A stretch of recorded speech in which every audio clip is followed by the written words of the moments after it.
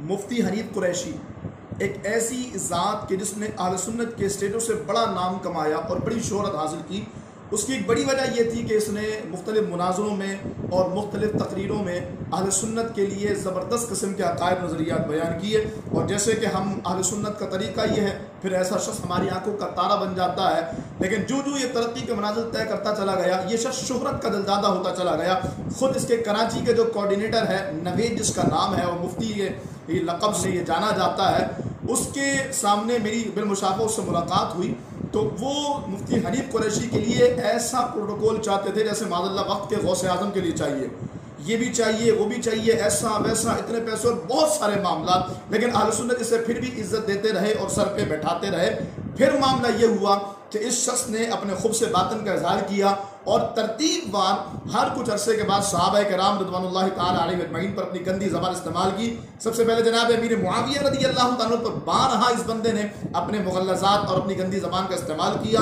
علماء کے تنبیہ کرنے پر رجوع کرتا، پھر بکواس کرتا. جناب ابو سفیان پر ذلیل اور گندی زبان اس بندے نے استعمال کی. اس سے خود میری گفتگو ہوئی تو جس میں نے اسے بھی کئی بار عرض کیا کہ حضرت صاحب یہ رجوع کر لیں، بڑی اچھی سی بات ہوتی ہے، رجوع کرنا بڑے پن کا اظہار ہوتا ہے. لیکن یہ صاحب اس سے باز نہ آئے اور اپنی غلطی پر بے تکی دلیلیں دیتے رہے. معاملہ آگے بڑھتا رہا اور پھر الحمدللہ اہل سنت کی دو ایسی شخصیات کہ جنہوں نے اہل سنت میں نباز امت کا کردار ادا کر کے اس وقت اس صدی کے سب سے بڑے فتنے کے حوالے سے امت کو تیار کیا. سب سے پہلی شخصیت قبلہ شیخ طریقت امیر اہل سنت بانی دعوت اسلامی حضرت علامہ مولانا قبلہ ابو بلال محمد الیاس اتار قادری دامت اللہ علینا کی ہے، اور دوسرا قبلہ مفتی اعظم پاکستان مفتی منیب الرحمان صاحب. قبلہ شیخ طریقت نے ہر صحابی نبی جنتی جنتی کا نعرہ بھی لگایا، اور آپ نے جناب امیر معاویہ کے حوالے سے اہل سنت میں پیدا ہونے والے جو فتنے تھے ان کا بڑی سختی کے ساتھ رد کیا. اب حنیف قریشی صاحب جو شہرت کے دلدادہ ہو چکے تھے، ان دونوں شخصیات کی وجہ کر ان کے دانے پانی میں پابندی لگ گئی. شہر کراچی میں ان کی محفلیں نہ ہونے کے برابر ہوئی، سارا پروٹوکول ختم ہو گیا. نتیجتاً ان صاحب نے اپنی توپ کا رخ ان دونوں شخصیات کی طرف کر دیا. کبھی ہر صحابی نبی جنتی جنتی کے نعرے پر تنقید کرتے ہوئے کہتا ہے اگر ہر صحابی نبی جنتی جنتی کا نعرہ درست ہے تو الحسن والحسین سیدا شباب اہل الجنہ کا کیا مطلب ہے؟ میں اس ظالم سے پوچھتا ہوں کیا جنتی ہونا اور جنتی نوجوانوں کا سردار ہونا یہ دونوں ایک دوسرے کی ضد ہے؟ صحابہ کرام سے جنت کا وعدہ تو قرآن نے کیا ہوا ہے. پھر اس نعرے سے آپ کو تکلیف کی وجہ کیا ہے؟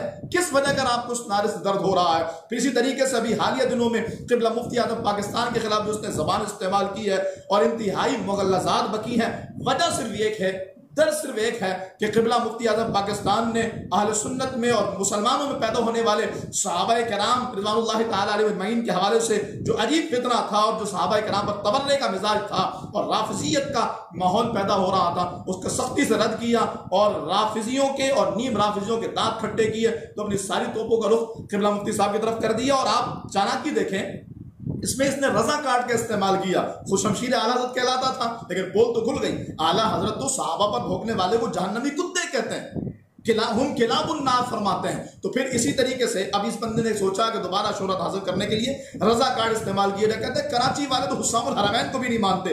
میں بحیثیت چیئرمین علماء بورڈ اورنگی کراچی میں اپنے تمام علماء کی تائید سے یہ بات کہہ رہا ہوں کہ بحمداللہ تعالی ہم کراچی کے علماء تمام تر امام اہل سنت کی تعلیمات پر اور آپ کے تمام تر نظریات پر الحمدللہ عمل پیرا ہے.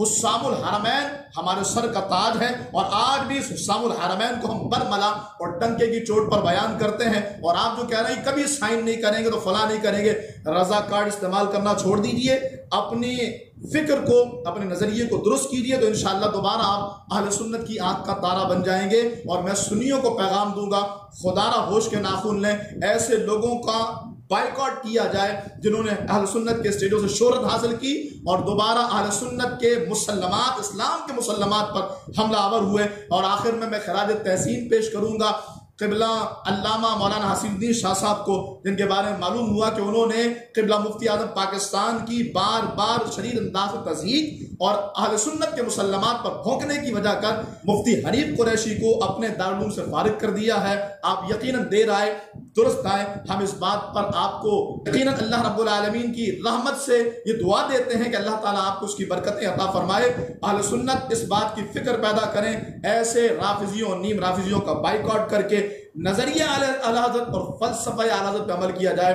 ہر اعلیٰ حضرت کا نام لینے والا اعلیٰ حضرت والا نہیں ہوتا، اعلیٰ حضرت کے مشرب اور طریقے پر چلنے والا ہی حقیقت میں رضوی اور اعلیٰ حضرت کا ماننے والا ہوتا ہے۔ اللہ تعالیٰ ہمیں حقیقی رضوی بنائے اور امام اہل سنت کے طریقے پر، مسلک اعلیٰ حضرت، مسلک رضا کے طریقے پر چلتے ہوئے اللہ تعالیٰ دین اسلام کی خوب خدمت کرنے کی توفیق عطا فرمائے۔